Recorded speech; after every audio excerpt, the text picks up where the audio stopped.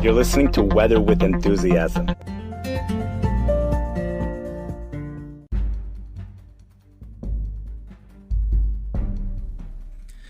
Good afternoon. It is December 24th, Sunday afternoon, 2023, and we are looking at a phenomenal synoptic weather setup, something very similar to what happened 3 years ago in the year 2020. The year 2020, we had many cities which had warmer temperatures for the December 25th holiday than for the July 4th holiday.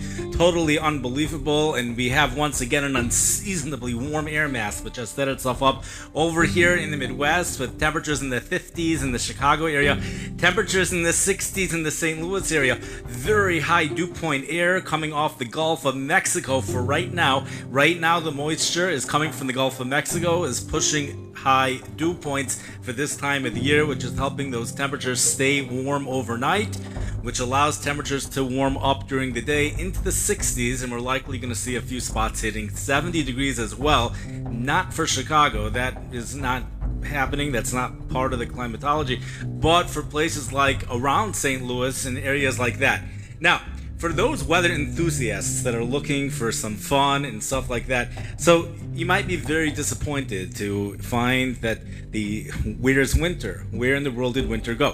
First of all, let's go ahead and take you to an ongoing situation, a developing situation, a dynamic developing situation taking place in Nebraska, north central Kansas, parts of South Dakota, but especially Nebraska. This is a shocker. We have a blizzard developing over in that area. Winter storm watches, probably even warnings by now, go into effect early tomorrow morning and stay in effect for 48 hours until Wednesday morning, as a blizzard, if there ever was one. Snow, heavy snow, more than a foot of snow is expected for many of those locations in central Nebraska. This is a cut-off low pressure system with loads of moisture, as we said, coming out of the Gulf of Mexico.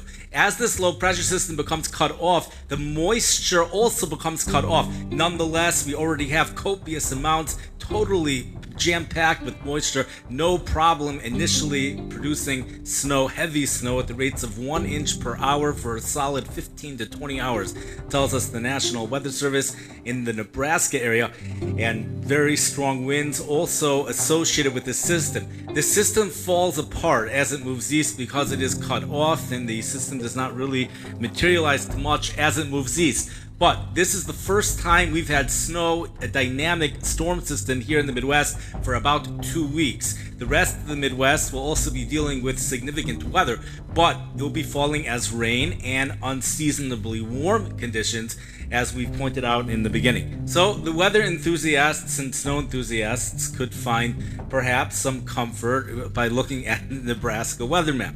The only problem is most of us do not live in Nebraska, and therefore the question is, what are we to do? So I want to share with you some information that has come out.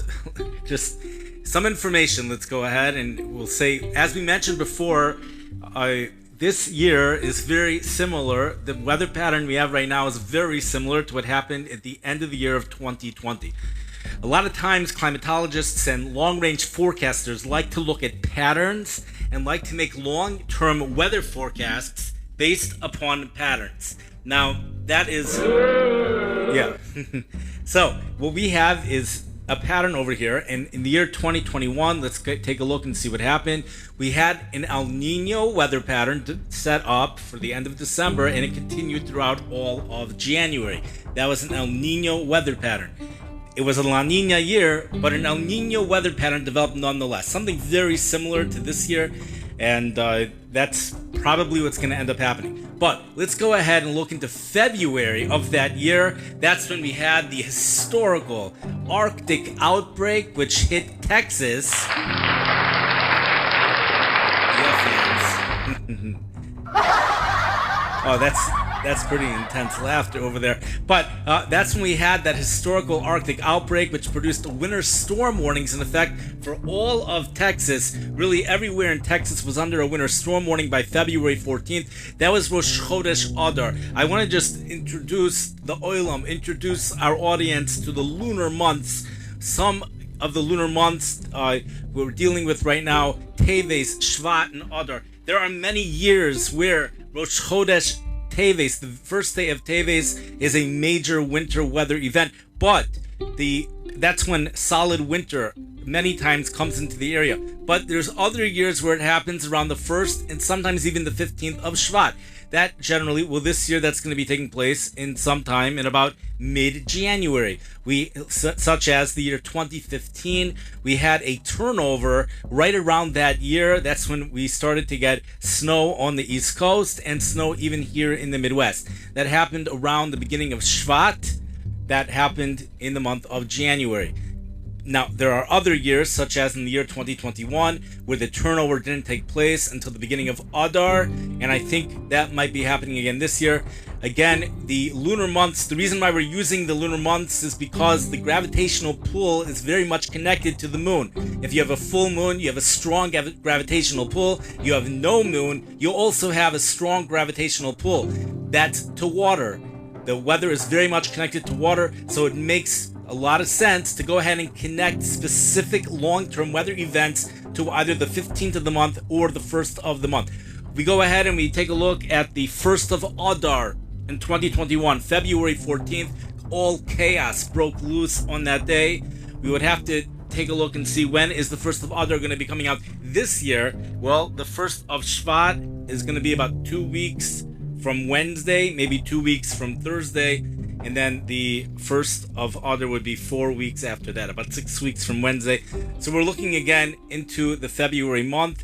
We could see again some big turnover, perhaps, if we are to rely upon that long-term weather forecasts have accuracy if you make the forecast based on past patterns. So then we have something phenomenal to look forward to. A possible historical Arctic outbreak even in the Gulf Coast states. That's something which would be quite phenomenal. We do have some sound effects over here which are pretty cool, which I have never heard before. So let's press some of the buttons. For right now, again, we don't have much snow in the Midwest. I know that's pretty boo. What's the difference between that? I don't like that one.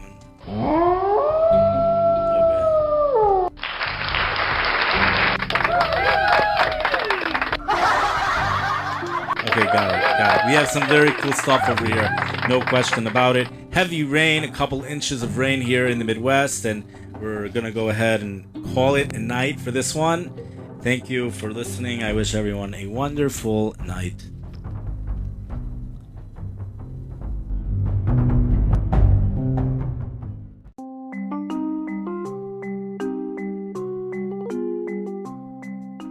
You've been listening to Weather with Enthusiasm. This podcast can be found on almost every platform where podcasts are available. The following is a weather trailer. We have two things going on. We have evaporative cooling and we also have dynamic cooling, and the two are coming together to produce a major snowstorm in the deep south. The only time you could blame cold air on climate change is when it's a result of the stratosphere warming, which is what causes all the Arctic air to come down south. The way to get a 6-inch snowstorm here in the Midwest and in the southern plains has always been you need 3 ingredients. It's hard to believe the numbers that are being forecasted. Several additional feet of snow is expected by Monday morning. Yes! Hey, we have a special guest on our show. What is your name? Kitabis. 27.1 barometric pressure. Feet of snow are falling in Japan. Oh my God. That's a time of celebration. Just Google Weather with Enthusiasm and they're all going to come up.